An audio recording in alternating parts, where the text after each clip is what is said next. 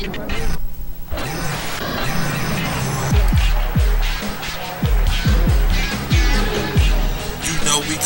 real hard, nigga. DJ Q was in this hoe, and I'm pulling trigger. New world order, don't you even try to talk shit, cause we quick to snatch your ass, leave your ass. What's up, guys? Welcome to another episode of Memphis's only talk wrestling show. And I just want to take the time to apologize. I know I haven't made a video in about 2.5 weeks. I just have to let you know that I've been very, very, very busy. You know, I have a life outside of this. I'm just doing this for fun. You know, I could do this video today and never do another one again. Nah, for real though. I could just, you know, just leave out of all of a sudden. But to all the loyal subscribers, I'm back. Thank you for watching once again. Let's get right down to business. A lot of people were upset, you know, this past week. 3-hour Raw, or this past Monday, actually. A lot of people were upset, criticizing the WWE for not using Zack Ryder, which I may add, you know, I thought it was 3 hours of crap, other than the fact that Stone Cold Steve Austin, you know, cut a few promos, had a few memorable moments. Christian continued his reign as a heel over Randy Orton. I like the way they're building up. Which could be, I hope, possibly Randy versus Christian's last match, because basically we don't want to see, you know, these guys getting money, you know, all the time. You know. Yeah, I'm just gonna, you know, check out that. Other than that, Raw was okay. It was okay, but you know, you think 3 hours and you're like, then you got 3 more hours next week. Viewer's choice. That garbage. Last year, the only thing good about that is Cena got his ass whooped. I was incredibly happy, for real.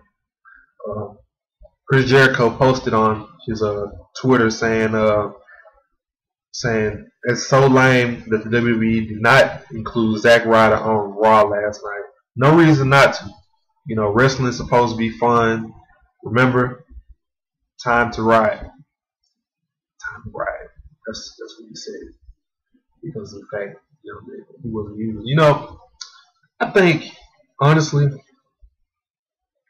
I think they got something in store for Zack Ryder. A lot of people have been saying, oh, they're probably going to release him, blah, blah, blah. I think that the WWE has got something special in store for Zack Ryder. They see his videos. They watch Zack Ryder's show. I haven't watched his show. I heard it's pretty funny. I'm going to have to check it out eventually. But, you know, I think they got something in store for him. I really don't think he needs to be repackaged. I just think he just needs to be used as a heel, not even a face. I mean, because, you know, people come in the arenas with signs. At some shows I've heard that people have had their signs taken or removed, you know, just different stuff like that. It's crazy. WWE's upcoming pay-per-view in September 2011 is set to be called Night of Champions. I know we heard recently that they were changing the name to Vengeance, if that's the same pay-per-view. Who knows? They could change it again. I mean, they went from Vengeance to Night of Champions. Before Night of Champions, I forget what the other one was. But, yeah, WWE doesn't really know what they want to do when it comes to pay-per-views. I can only hope that they don't come out with any more of those match type pay-per-views like they had Fatal 4-Way, Money in the Bank. Next they're gonna have a singles match, WWE singles match. Get your tickets live. And they're gonna have WWE Submission, aka Breaking Point. WWE do some random shit sometimes. I think they prove their point eventually, but you know, who really cares? Randy Orton suffered a concussion, for real, which was talked about on Raw, and then I'm going to read to you what he revealed and where and when he got his concussion. I actually haven't read about this, so this would be interesting. So, as we reported earlier, Randy Orton suffered a concussion this past weekend at a WWE live event, making the announcement on Raw this week that he was concussed. He concussed a legitimate claim, while his status for this Sunday night's Capital Punishment pay-per-view is unknown. Orton is being considered a game-time decision for the event. He did post on his following Twitter when asked by a fan why he didn't work a match on Raw this week. Because I was knocked out in Spain. You can't wrestle, or should I say perform, the day after a concussion. I think he'll be alright. I think he'll be cool. I think he'll still compete, but I do understand why they are keeping him out of the ring. You don't want him to, of course, make his injuries even worse, going out there and competing. Because, when you have a concussion, I don't know if people have ever experienced or know someone who had a concussion. I mean, if you have had one already and you still trying to, do whatever, and you take one little nice hit, it's gonna become even more irritating. I mean, you can like fucking die for real. Just saying. I expect this video to be pretty long. Looks like I'm going pretty fast through this. I had an actual list of things I wanted to talk about, but I think it'll be irrelevant to you now because most of it you already should know because it's from like a week or two ago. Like I was going to talk about Christian's heel turn. I can still talk about what I think about it, but just saying. Something that interests me, over at an overseas tour, the Big Show was performing with the Intercontinental title. I don't know if he's supposed to be the Intercontinental Champion or something, because that's kind of random if you ask me, because you got Ezekiel Jackson versus Wade Barrett this Sunday for the belt again, so I don't know. That's not the first time I've seen something like that. Like I think it was a while back they had Kane as the WWE champion at an overseas tour. That was like 2 years ago. This was like before he even won the title. I mean, he didn't even have the title. This was before that whole feud with the Undertaker started. It was kind of weird. I don't know. I guess they have their own special writing over there. Who cares? Former WWE Tag Team Champion Trevor Murdoch is heading back to the WWE. He said he's been away for about 5 years. He said it'll be good to get back in the ring. He said his 5-year-old son is old enough now. Well, he said his son is older now and is old enough to know what daddy's doing in the ring, etc. And he said that would be a good opportunity for him to get back in the ring. What I think about this is, I think he gonna have some good matches. Because Trevor Murdoch is a good wrestler. I mean, when you talk about championships, I'd be like, he could probably form a tag team with somebody else to win a tag team title. Who knows? Tommy Dreamer's account on TNA has been removed, which leads me to believe that he could be. Maybe. Who cares? I mean, TNA is so weird, man. I mean, I just don't understand some stuff about TNA. They have all of this talent, all of these good names, and then they just flush them down the drain. I mean, you're giving these guys chances like Hogan, Bubba Ray, Dudley, Devon. I mean, I like the Dudley Boys, but I mean, come on, that's like 10 years old. People don't watch. If they want ratings, just see. If they want ratings, put Mr. Anderson and Gunner, the new guy, little bodyguard guy, in a feud. Make them have promos every week. I think they are actually in a feud right now, but make them have promos like every week. Just something new.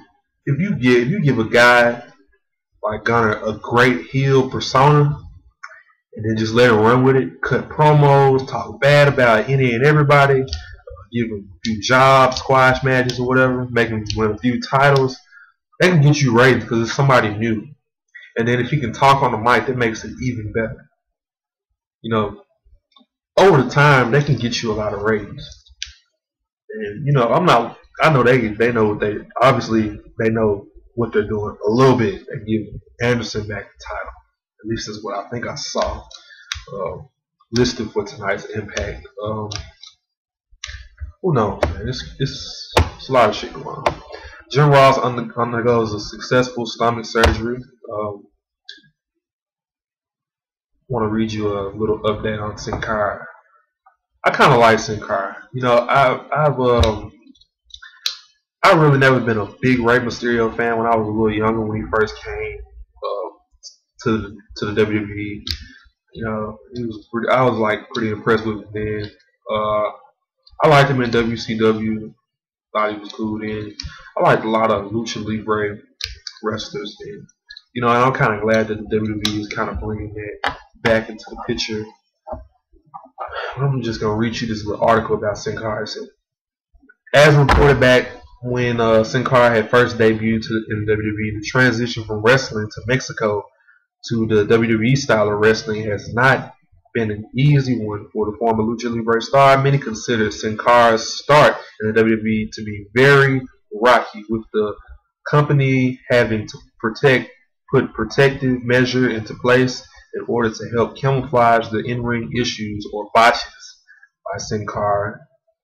Sin Cara was moved to SmackDown, of course, because the SmackDown show is not live, it's actually taped, and that gives them a chance to edit and retape any botches or any botch spots in the matches, basically. The Wrestling Observer is reporting that another step the WWE took to help Sin Cara have a good transition was to sign Mexican Lucha Libre star Avrano, with whom Sin Cara had many matches in the past with. They have a lot of things in common as far as, you know, in-ring work. WWE feels Cara can work well with Avrano and vice versa, which should ultimately help get Sin Cara over. It should be noted that many in the backfield, Sin Cara has been cut more slack than most would because he's Triple H's pet project. You know, Triple H brought him in the WWE. He kind of, you know, scouted him out. Well, he did scout him out. And although Sin Cara is frustrated with having to learn a new style of wrestling, he is grateful for the spot he has in WWE and for being protected at this point. I don't know if I read this to y'all, but the current plans for WrestleMania this year is to have Sin Cara face Rey Mysterio. I think that would actually be good. And supposed to be having Chris Jericho versus The Undertaker. I don't know if it's going to be Street versus Career or whatever. But, you know, I was thinking, like, who else could The Undertaker face for it to be 20-0? And Jericho would be perfect. You know, I didn't really think about him when he was fighting Triple H because, of course, Jericho was gone. But now that they mentioned that, I kind of can see that. That would be actually good to see somebody do. Because a lot of people who are younger viewers, around 13, 10, 14, whatever, you probably don't remember when Triple H faced The Undertaker at WrestleMania 17. But, you know, I've already seen Triple H and Undertaker wrestle at WrestleMania, so that was just kind of a random match. But it was actually a good match as well. But, you know, just saying, it would be good to see Chris Jericho and Undertaker work together because Chris Jericho is such an awesome talent, man. I mean, I've been on Chris Jericho ever since the Lionheart days and ECW, WCW, New Japan, etc. And from the moment he debuted in the WWE with the Millennium Countdown, I could watch that video, that clip, over and over and over. Just live. You know, The Undertaker, I've always been a huge Taker fan. Dude is like great. I'm surprised I haven't bought a Taker documentary. Well, you know, one of the little DVDs they sell. Speaking of DVDs, Randy Orton's got a new DVD coming out in September. I may have mentioned this in the past, but I'm waiting on that. I've always been saying every year, like ever since like 2000, I'm like, man, they gonna come out with a Randy Orton DVD. You know, they're coming out with John Cena, Big Show. I never thought they would come out with a Big Show DVD, but I imagine it will probably be really good. But you know, they came out with a John Morrison DVD, and John Morrison hadn't even won a world title yet. You know, they usually wait about 5 to 10 years after they won a couple of titles, and they come out with a DVD. You know, I thought the John Morrison DVD was kind of random, and I never actually got a chance to watch it. I thought about buying it at one point, and I was like, but you know, pretty cool. But I have Chris Jericho's DVD, Breaking the Code. Very, very, very interesting DVD. I recommend that 100%. If anybody are like me are big Chris Jericho fans, I have The Rock's DVD, Edge's DVD. I was thinking about buying Batista's DVD. You know, I'm a big fan of Batista, but you know, when you think about Batista's in-ring skills, I really want to watch probably 240 minutes of Batista just moving slow in the ring. Maybe. I don't know. But I think the Randy Orton DVD is going to be good. They have, you know, a story to it. You know how most DVDs they talk about how they got started in wrestling. If they have something like that, that would actually be cool. So, you know. But that's going to wrap this up for this DVD. I said DVD. That's going to wrap this up for this episode of Memphis' only talk wrestling show. This is actually pretty long. We're going over 16 minutes here. But make sure you subscribe. You know, let me know what you want me to talk about. You know, you can send a comment, inbox, email. Let me know what you want me to talk about on shows. I don't always have to talk about it. I can talk about anything you want to talk about. Just let me know. But thank you guys, and subscribe. Follow me on Twitter at @TheRealDJQ2WM. Subscribe to my other page at DJQ93 or DJQ93 on YouTube. And, yeah.